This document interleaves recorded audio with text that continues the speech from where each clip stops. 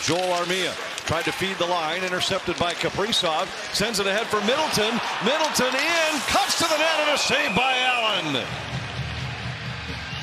After Minnesota held him to one. Armia works out of the corner with it. Plays it cross ice, a sliding stop by Fleury. Kaprizov plays it around for Dumba, centered for Zuccarello. Got the heel of the stick on it, but couldn't redirect. Dumba back in behind. Kaprizov out from behind the net, and Allen makes the save. Centering pass by Gouli goes off the pad of Fleury, picked up by Anderson. He goes into the corner with it. A centering pass for Gallagher, and he's denied by Fleury again. Doc carries up high.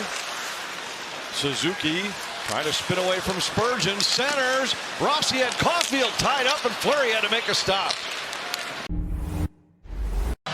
I'm sure if you're Marc-Andre Fleury, you're thinking to yourself, okay, one of his tendencies is that he is never going to pass the puck, and that's why he's going to be one of the best goal scorers this game has seen. He's just he's a very driven player, and he shoots at everything. Allen out to play it. Gallagher bumped by Merrill. While just onside at the line, Eriksson Ek, a shot, save Allen. Shaw scores!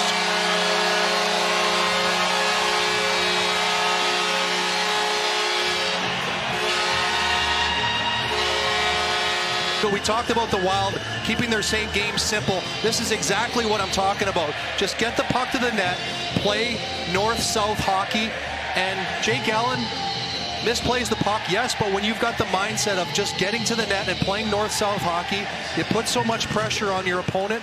Mason Shaw is able. Armia spins away from Dumba. Armia moves in, a shot. It's deflected and then swept away by Duhaime. Yeah, Armia with a great play to spin away from Matt Dumba. He gets to the front of the net here, and he clips Marc-Andre Fleury, who is inside his. Kaprizov for Zuccarello, and the Wild gain the zone. Knocked down by Eriksson Ek at the line. Centering pass, they score! Oh, it's waved off. Kaprizov's deflection. I think this caught the back of the net. The officials have waved it off, but I think this is a goal for Kaprizov. Caught everybody by surprise. Oh yeah. Yeah, you could just tell. You could tell it was the sound, even from up here in the press box. And I can tell you, goal scorers, they know when they've scored. And the way Kirill reacted to that play there, you knew that he had redirected that up into the upper corner. And there's no question that's going to be another power play goal for this Minnesota Wild team. Boldy moves down low, out to Addison. He gives to Zuccarello. Zuccarello looking, centers, Allen with a save. Loose puck, and it's punched wide by Kaprizov. They've been able to keep 4 players' opponents on the ice for 90 seconds to a minute. I can't tell you how much that affects the other team's players. Brodin driving in. Allen holds his ground. Armia able to clear for Montreal. Monahan to Savard. And now Jost has it. He goes cross ice. Kaprizov knocks it out of the air. Kaprizov, one and Rossi. They score!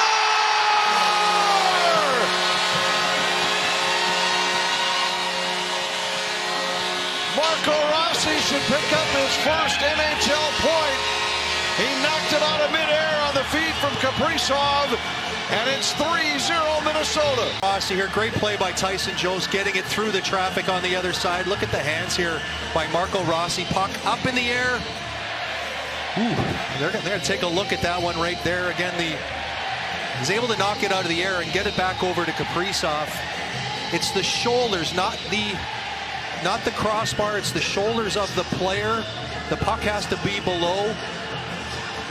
He is hunched down a little bit, Marco Rossi. The rule is if the player is just standing straight up and down, wherever that player's shoulder is, and what do you think, Anthony? That was pretty close again. Zuccarello moves in. Boldy in the slot, looking. Kaprizov fires, saved by Allen. Zuccarello on it. Hands it to Boldy halfway through the power play. Kaprizov fires, saved by Allen. Rebound, Eriksson Ek had 2 whacks. Long shot by Jack Guy, knocked into the corner. 2 minutes to go in the period. Centering pass. Fleury out to deny with a big pad stop. Steele has it at center. Wild coming into this game 4-1-1 in their last 6. The Canadiens coming in on a 2-game win streak. But it was all Wild in the second period. Getting your 2 best defensive defensemen out on the ice against the 5 forwards is high-end stuff and great to see. Sliding stop by Fleury against Caulfield. Caulfield, Suzuki, Doc, Wideman to Caulfield, back to Wideman. Doc with it, center, Suzuki scores. And the power play goal for Montreal has them on the board with 6.5 to go. In their last 3 games, when the first 8 or 9 games of the season, they only had 1 power play goal. So their coach, Marty St. Louis, making some adjustments. Nice play here by Doc to get that inside to Suzuki. And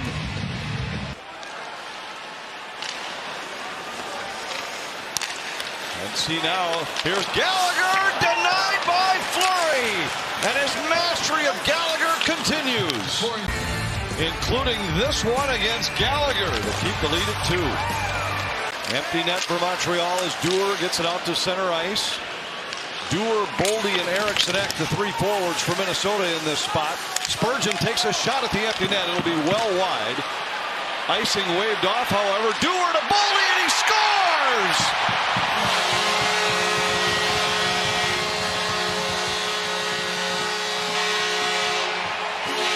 that there's about as unselfish as a play as you're going to see on an empty net goal. Back to his backhand and just shoveled it into the empty net.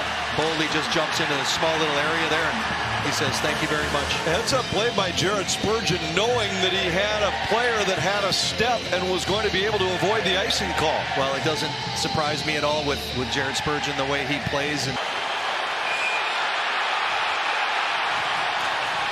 Shaw comes to his defense. Wideman and Spurgeon tussling. Well, you knew something. And now Shaw's dropped the gloves. Shaw looks like he's dropped the gloves there with Jake Evans. And again, you see Wideman here going after Jared Spurgeon, and then Mason Shaw and Evans going at it. Look, Mason Shaw's got the left hands going. You might want to put that in the... You know, sometimes having those type of players on the ice can nullify that, but what a great homestand here. The Wild in the first period, outshot 15-7.